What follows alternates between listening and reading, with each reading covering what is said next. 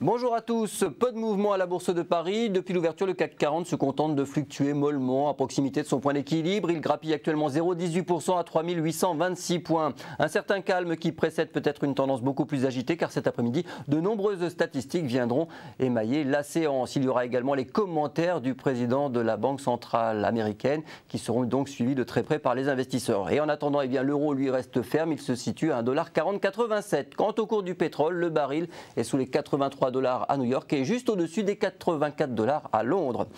Sur le front des valeurs maintenant, malgré une augmentation de 6,7% de son chiffre d'affaires au troisième trimestre, Carrefour est en repli de 3,95%. C'est la plus forte baisse du CAC 40. En fait, en raison de charges exceptionnelles au Brésil, le numéro 2 mondial de la distribution a été contraint de réduire légèrement ses objectifs opérationnels 2010. Pernod Ricard, juste derrière, moins 2,10%.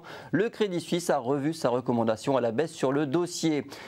Il y a également beaucoup de changements de recommandations mais positifs, comme pour France Télécom qui gagne 2,27%. Morgan Stanley a relevé son conseil à surpondérer sur le titre. Et puis Peugeot, les ventes de PSA ont mieux résisté que la moyenne européenne selon les chiffres présentés par l'Association des constructeurs européens d'automobiles pour le mois de septembre.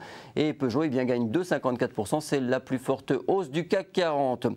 Hors indice maintenant, on retrouve à la baisse aujourd'hui encore Stalergen, moins 4,61%. Le groupe spécialisé dans les traitements anti-allergiques a pourtant confirmé ses objectifs annuels après la présentation d'un chiffre d'affaires en hausse de 10% au troisième trimestre. Néanmoins, il a également annoncé un léger retard dans la commercialisation d'un de ses produits en France et Porzampar n'est plus à l'achat sur le titre.